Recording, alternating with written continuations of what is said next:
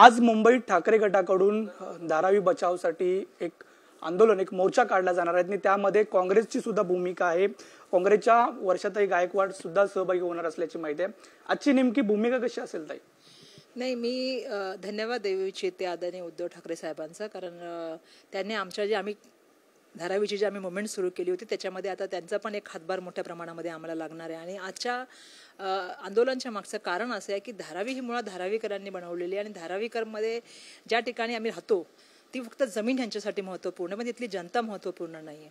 आमच्या घराबद्दल चर्चा होत नाही, आमच्या लघु उद्योगाबद्दल त्या ठिकाणी चर्चा होत नाही आणि दुर्दैवाने फक्त जे फायदे दिले जातात, जसं मी कालच्या भाषणात सुद्धा तुम्ही जर माझं विधानसभेमधलं भाषण ऐकलं असेल तर जवळपास 1 लाख जे आहे ते कोटीचा फायदा जो आहे, तो नफा जो आहे तो अडाणींना करून देण्याचा हा प्रस्ताव आहे। TDR पण जो आहे तो मोठ्या प्रमाणामध्ये जनरेट केला आणि मी सांगितलं होतं 6 ते 7 पटीने जो आहे तो धारावीच्या क्षेत्राच्या असणार आहे। या व्यतिरिक्त मी सांगितलं की त्यांच्यासाठी बिल्टअप स्पेस सुद्धा वाढवण्यात आलेला आहे, म्हणजे 2018च्या टेंडरमध्ये आणि 2022च्या टेंडरमध्ये किती वाढलंय हे सुद्धा मी त्या ठिकाणी काल असेंब्लीमध्ये सांगितलेलं आहे। त्यामुळे मला असं वाटतं की 10 कोटी चौरस फूटचं तुम्ही त्यांना बांधकाम देताय आणि ह्याचा फायदा आमच्या लोकांना काय? म्हणून आजच्या मोर्चाच्या माध्यमातून आम्ही जनतेला सांगू इच्छितो की ना, तुमची आपली संख्या वाढलेली आहे। जो सर्वे आधी झालेला आहे त्या सर्वेला घेतलेला आहे की जेव्हा की आम्हाला 2011चं जे आहे ते उच्च न्यायालयाच्या माध्यमातून आम्हाला जे आहे ते लिगल ॲल्ट मिळालेली आहे आणि एका ठिकाणी व्हायटल प्रोजेक्ट असं म्हणून सांगायचं आणि आम्हाला फॅसिलिटीपासून बाजूला ठेवायचं। त्यामुळे एवढा FSI, एवढा फायदा, एवढा TDR जनरेट होत नव्हतं, ती नवीन स्कीम आणली, DC रूलमध्ये बदल चाललेत। मग एवढा फायदा जर मित्रताला होत असेल, म्हणजे मी तर काल सांगितलं की दोस्ती होतो मोदानी जैसी हो पण ना हो, म्हणजे आपल्या मित्राला किती मदत करायची ह्याला, म्हणजे आता सगळ्याच गोष्टीच्या बाबतीत सांगायचं झालं तर त्यामध्ये टेंडरचे डॉक्युमेंट बदलायच्या आणि मग एवढे फायदे करून देत असताना आमच्या नागरिकांना काय मिळते? ना आमचा एरिया वाढतोय, ना आमची संख्या वाढते, आमचं सर्वे पण ते करणार, आमचं हिअरिंग पण त्यांना देण्याचं काम केलेलं आहे। म्हणजे आम्ही कोणाकडे ते हिअरिंग पण होणार नाहीये SPVच्या माध्यमातून, मग आम्ही कोणाकडे दाद मागायची? खरं तर हा प्रोजेक्ट ज्यावेळी 2004ला देण्याचा निर्णय झाला होता तेव्हा हा प्रोजेक्ट गव्हर्नमेंटने करावा आणि गव्हर्नमेंटच्या माध्यमातून व्हावा, याचं पूर्ण दायित्व गव्हर्नमेंटने घ्यावा अशी आमची मागणी होती। परंतु दुर्दैवाने आम्हाला फक्त 20% दिलेत आणि 80% पूर्ण अडाणींना देण्याचं काम झालेलं आहे। म्हणजे धारावी तर सोडा, पूर्ण मुंबईला त्यांना आंदोलन दिलेलं आहे, म्हणजे मुंबईचा TDRचा सम्राट करण्याचं काम त्यांना दिलेलं आहे। आणि हे करत असताना देशाचे प्राईम मिनिस्टर सातत्याने जातात, जेव्हा आमचे मुख्यमंत्री जातात किंवा खासदार साहेब जातात, धारावीचा विकास झाला पाहिजे। धारावी जनता काय चालते, धारावीमध्ये कुठले उद्योग चालतात माहीत करून घ्या। घराघरामध्ये उद्योग चालतात, म्हणजे लेदर असेल, गार्मेंट असेल, पॉटरी असेल, रिसायकल असेल, स्टील असेल, कुठले उद्योग धारावी चालत नाही। त्यामुळे अशा ठिकाणी ज्या वेळेला आपण विचार करतो डेव्हलपमेंटचा, मग पोलिसांचा वापर केला होता। थोड्या वेळापूर्वीच काही तुम्हाला मंडळी भेटली, रेल्वे जमिनीमध्ये होती मंडळी, त्यांना सांगितलं की तुम्ही पहिले DRP मध्ये नाहीये। मग आम्ही त्या दिवशी हाऊसमध्ये आवाज उचलला, म्हणजे आमच्याकडे असं वातावरण केलंय ना की पोलीस पाठवायचे, गुंड पाठवायचे, एन्काउंटर स्पेशलिस्ट पाठवायचे, एक्स ऑफिसर पाठवायचे, ही काय नवीन पद्धत सुरू केली आहे? म्हणजे इतकं दहशत आणि इतकं दडपशाही कशासाठी? आणि म्हणून आजच्या आंदोलनाच्या माध्यमातून जनतेने दाखवून दिलं पाहिजे, मी सगळ्या जनतेला सुद्धा धारावीकरांना आव्हान करेन या माध्यमातून की आपण हा आपल्या लढाई आहे, ही लढाई आपल्या घरासाठी आहे। त्यांनी जी संख्या दिलेली टेंडर डॉक्युमेंटमध्ये ही खूप कमी आहे आमचं म्हणणं आहे। 7 लाख लोकांना ते बाहेर पाठवण्याचं बोलतायत। 7 लाख लोक म्हणजे किती कुटुंब झाली? 7च्या हिशोबाने घेतली तर 1 लाख कुटुंब ते बाहेर पाठवण्याचं म्हणतायत। मग कोणासाठी विकास चाललाय? अदानींसाठी? आमची लोक त्या ठिकाणी म्हणजे अर्ध्यापेक्षा जास्त मला वाटतं कमी सेक्टरमध्ये आमच्या लोकांना जागा देतात। मग आमच्या लोकांनी मला सांगा ना तुम्ही, म्हणजे आम्हाला किती सेक्टर देणार आहे? खरं तर आमचा अधिकार आहे की आम्ही ज्या सेक्टरमध्ये आमच्या माणसांनी का कोपऱ्यात जावं आणि तुम्ही BKC बनवावं? हे BKC नाहीये, हे धारावी आहे। धारावीच्या माणसाला धारावीमध्ये जे राहण्याचा अधिकार आहे, त्या सेक्टरमध्ये राहण्याचा अधिकार आहे। तुम्ही मंदिरमध्ये तिथं ठिकाणी ठेवणार आहात का? बुद्धविहार ठेवणार आहात का? गुरुद्वारा? काय होणार धार्मिक स्थळांचं? म्हणजे हा विकास पूर्णपणे जो आहे तो धारावीला अस्ताव्यस्त करण्याचा प्रयत्न आहे आणि म्हणून ही लढाई आहे। आम्ही रस्त्यावर सगळेजण उतरलेलो आहोत। तुमची भूमिका आहे, मात्र याला विरोध सुद्धा केला जातोय। TDR वाल्यांची सुपारी घेऊन हा मोर्चा केला जातोय। ठाकरे गटाला धारावीकरांना घरं मिळवून द्यायची नाहीत असा आरोप देवेंद्र फडणवीस करतायत। नाही, मला त्यांना हे विचारायचं आहे देवेंद्र फडणवीस साहेबांना की हे सगळे बदलाव तुमच्या काळात का होतात? ज्या दिवशी तुम्ही जाणार हाऊसिंग डिपार्टमेंटचा जो चार्ज आहे तुम्ही सोडला, त्याच्या आदल्या दिवशी तुम्ही हा जो आहे तो काढला निर्णय की वर्क ऑर्डर अडाणींना देण्यासंदर्भामधला। आणि मला माहिती आहे की देशाचे पंतप्रधानांचे मित्र असल्यामुळे, स्नेही असल्यामुळे त्यांना पोर्ट गेले, एअरपोर्ट गेले, त्यांना बँका गेल्या, कॉल गेलं। आता तुम्हाला तर सगळं माहिती आहे। मी तर काल बोलले जी जमीन सरकारी आहे ती अदानींची आता, म्हणजे आमचाच फक्त प्रोजेक्ट नाही आहे, ते मागे त्या साईडला बघा तुम्ही एअर इंडियाचे पण कॉलनीवाले बसलेले आहेत। म्हणजे सांगायचं तात्पर्य असं की मुंबईसाठी त्यांचं योगदान काय आहे आणि मुंबई तुम्ही त्यांना का आनंद दिली. प्रत्येक मुंबईमधल्या विकासकाला जो पहिला टीडीआर खरेदी करावा लागेल तो अदानींकडून खरेदी करावा लागेल, धारावीच्या एसपीयू मधून खरेदी करावा लागेल आणि त्यांना 40% टीडीआर जे आहे ते घ्यावे लागतील तरच त्यांचा प्रोजेक्ट ते सुरू करू शकतील. ही मोनोपोली कशाला तयार केली? कधी होत होतं का? ही गोष्ट कधी बघितली होती का? 90% रेडिएटरचा रेट लावून विकू शकता टीडीआर. असे कोण आहेत ते? या देशासाठी त्यांनी काय केलेलं आहे आणि मुंबईसाठी त्यांनी काय केलेलं आहे? म्हणजे मुंबईच्या विकासाला तुम्ही त्या ठिकाणी खीळ लावण्याचं काम केलं. गरीब माणसाचं घर घेण्याचं जे स्वप्न आहे त्याला खीळ लावण्याचं काम केलं. गरीब माणसाचा विचार नाही करणार तुम्ही. म्हणजे या तऱ्हेने एका ठिकाणी मोनोपोली तयार करायची, मुंबई एकाला आनंद द्यायची. येणाऱ्या काळामध्ये जर मुंबई युनायटेड टेरिटरी केलं तर त्यावर आश्चर्य वाटण्याचं कारण नाही. ह्याच्या दृष्टिकोनातूनच घोडदौड चालली का काय हे सुद्धा आपण मुंबईकरांनी विचार केला पाहिजे. म्हणजे मुंबईमध्ये इलेक्ट्रिसिटी त्यांची, मुंबईमध्ये रिअल इस्टेट त्यांची, आता काय राहिले सांगा, एअरपोर्ट त्यांचे, ज्या ज्या जमिनी मोठ्या मोठ्या आहेत त्या त्यांच्या. त्यामुळे आमचा लढाई जी आहे ना ही सर्वसामान्य धारावीकरांसाठी आहे. आमच्या माणसांनी का बाहेर जावं? कोणासाठी विकास आहे महा?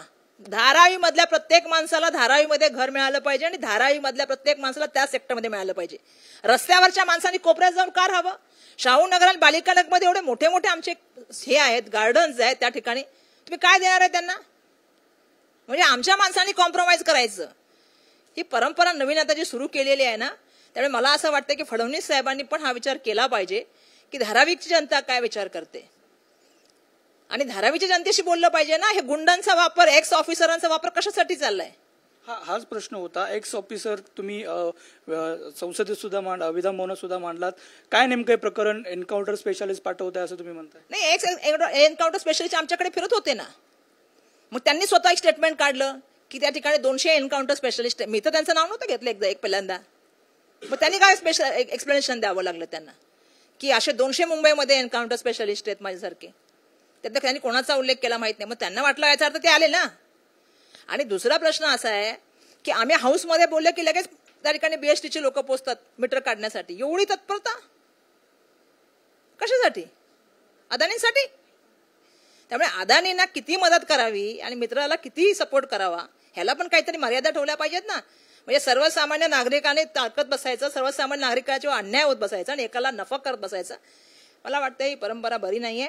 आणि एवढं गुंडांचं, म्हणजे मी तर त्या दिवशी पिक्चरचं पण नाव घेतलं. मी मगाशी म्हटलं की शिवाजीराजे भोसले पिक्चर बघितला होता, तो बोलतोय त्यावेळी एक बिल्डर येतो आणि त्या घराला कसं मग पाण्याचं कनेक्शन कापतात, मीटर काढून घेतलं जातो, तसं आम्ही बघतोय. म्हणजे रिअल लाईफमध्ये आम्ही फेस करतोय. तुम्ही समजून घ्या. आम्ही कुठेही गेलो की आमच्या मागे पोलीस लगेच माहिती घेतात. कशाला आल्या होत्या? मतदारसंघात फिरायचं नाही, मी लोकप्रतिनिधी नाही, जनतेला भेटायचं नाही, माझी जनता मला भेटणार नाही तर कुठं भेटणार? आणि मी जर हाऊसमध्ये प्रश्न विचारायचे नाही तर कुठं प्रश्न विचारायचे? त्यामुळे आमचं मत एकदम स्पष्ट आहे. या मताच्या बाबतीत मी तुम्हाला एक गोष्ट सांगू इच्छिते की येणाऱ्या काळामध्ये ही लढाई चालूच राहणार. आज मी धन्यवाद देते माननीय उद्धव ठाकरे साहेबांचे की त्यांनी हा मोर्चा केलेला आहे आणि त्याच्या माध्यमातून हे चाललेलं आहे. पण येणाऱ्या काळामध्ये काँग्रेसच्या माध्यमातून आम्ही सातत्याने पुढे पण मोर्चे करू. आमची तर विनंती राहील आदरणीय राहुल गांधीजींना पण, कारण राहुलजींचं आणि काँग्रेसचं धारावीशी वेगळं नातं आहे. कारण राजीव गांधीजी ज्यावेळेला देशाचे पंतप्रधान होते तेव्हा त्यांनी जे 100 कोटी मुंबईला दिले होते त्यातले 37 कोटी धारावीला दिले होते आणि पहिले नॅशनल लीडर जे कोण धारावीला आले होते त्याच्यामध्ये ते एक होते जे रस्त्याने चालत चालले होते. नक्कीच जर पाहायला गेलं तर संजय राऊतांनी सुद्धा एक स्टेटमेंट दिलेलं होतं की सर्वात मोठा टीडीआर घोटाळा हा धारावी प्रकल्पातून बाहेर येईल आणि त्यामध्ये भाजपचे हात भरकटलेले असतील, बरबडलेले असतील असा आरोप केलेला होता. काय माहिती असू शकते, काय वाटते? नाही, मी तर काल त्याच्या आरोपाला सांगितलंय. मी सुरुवातीपासून सांगते की आमच्याकडे जेव्हा जनरेटच होत नाहीये स्पेशल प्रोजेक्ट असल्यामुळे आणि इन्स्टिट्यूट प्रोजेक्ट असल्यामुळे त्या ठिकाणी लोड पण करता येत नाही, तर कसे जनरेट केले? तुम्हाला आश्चर्य वाटेल की कुठल्या कुठल्या गोष्टीवर जनरेट केले. परत दुसरं, आधीच त्यांच्याकडे जे आहे ना, आधीपासून जेव्हा देवेंद्र फडणवीस साहेबांनी एक बदल केला होता डीसी रूलमध्ये, ज्याच्या माध्यमातून 25% जी रक्कम आहे ती डीआरपीला पोहोचली पाहिजे सगळ्या मुंबईमधल्या विकासाची. ती 3-3.5 हजार कोटी आहे आणि ती 10 वर्ष जर बघितली तर तीच एवढी किंमत झाली असती की डेव्हलपमेंटचे पैसे निघाले असते. म्हणून आम्ही काल 2 ऑप्शन सुद्धा त्यांना दिले आणि आम्ही गव्हर्नमेंटवर हा प्रोजेक्ट दिला होता. आता गव्हर्नमेंट सर्व्हे करणार नाही, हिअरिंग घेणार नाही, त्या ठिकाणी गव्हर्नमेंटच्या माध्यमातून पुढच्या काळातला प्रोजेक्टचा तो आहे तो आराखडा तयार होणार नाही. मग आम्ही लढाई कोणाशी लढायची? अदानींशी? मग आमच्या माणसाने अदानीला भेटणार आहेत? आमच्या माणसांना विचारणार आहेत आमच्या गरीब धारावीच्या माणसाला अदानी? एकदा सांगा आम्हाला, याचं पण उत्तर द्या. म्हणजे हक्क मागायचा पण आमचा अधिकार छिनला, आम्हाला घर मिळवण्याचा पण आमचा अधिकार छिनला आणि वरून फायदा कोणाला? तर अदानींना. अदानींना का? तर ते मोदींचे मित्र आहेत. नक्कीच ताई, तुम्ही प्रत्येक वेळ आवाज उठवता. या अगोदर सुद्धा मोठे मोर्चे केलेले आहेत. आता उद्धव ठाकरे स्वतः मोर्चामध्ये उतरत आहेत. किती पट्टीनं यश मिळेल या मोर्चाला? कारण या अगोदर सुद्धा तुम्ही प्रयत्न केलेले आहेत. सरकार किती कटिबद्ध असेल? नाही, आमचं काम आहे आवाज उचलणं विरोधक म्हणून, आणि सत्यता लोकांसमोर आणणं, सरकार समोर आणणं. सरकारला काय प्रॉब्लेम आहे तुम्हालाही माहिती आहे. कसं मी सुरुवातीपासून सांगते की मित्रता इतकी जवळची आहे ना, की तुम्हाला माहिती आहे की एअरपोर्टसाठी नियम बदलले गेले, कोळशासाठी नियम बदलले गेले, सगळ्या गोष्टीसाठी. म्हणजे कुठली गोष्ट आहे मला सांगा की ज्या गोष्टीसाठी नियम बदलले गेले नाही. म्हणजे कॅगचा रिपोर्ट घ्यायचा नाही, नीती आयोगाचा रिपोर्ट मानायचा नाही, कमी भावामध्ये जमिनी द्यायच्या. म्हणजे गुजरात पासूनची परंपरा आहे, आजची थोडी परंपरा आहे. ते म्हणजे मुंद्रा कोट किती रुपयाला घेते, पण तुम्ही अभ्यास केला पाहिजे. त्यामुळे अभ्यास पत्रकारांनी सुद्धा केला पाहिजे की आम्ही जे बोलतोय का बोलतोय, आम्ही पोटतिडकीने बोलतोय. बघा, धारावीचं आमचं नातं हे वेगळं नातं आहे. मी धारावीची प्रतिनिधी म्हणून विचार करत नाही, मी कुटुंबाचे सदस्य म्हणून विचार करते. आणि म्हणून ज्यावेळेस तुमचं आमच्या लोकांवरती अन्याय चालला, आमची लोक बाहेर जाणार आणि ही लोक इथे मोठे मोठे अपार्टमेंट्स आणि मॉल बांधणार, बीकेसी बांधणार, आणि आम्ही बघत बसायचं. त्यामुळे माझं तुम्हाला पण सांगणं आहे की हा आमचा आवाज आहे, आणि आमचा आवाज तुम्ही लोकांचा आवाज आहे, हा सरकारपर्यंत पोचवा. कदाचित सरकार भैरं झालंय, आंधळं झालंय, त्याला फक्त एकच माणूस दिसतो. धन्यवाद. नक्की जर पाहायला गेलं तर धारावी हे माझा मतदारसंघ नाही तर माझं कुटुंब आहे, आणि तिथली घरं बाहेर जाऊ देणार नाही अशा एकंदरीत भूमिकेत वर्षाताई असलेला आपल्याला पाहायला मिळते. व्हिडिओ चॅनल अजय सोबत नंदकिशोर गावडे, TV9 मराठी, मुंबई.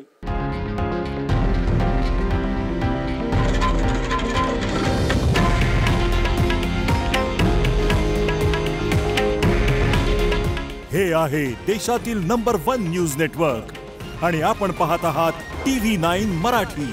काळजी तुमची, हित महाराष्ट्राचं.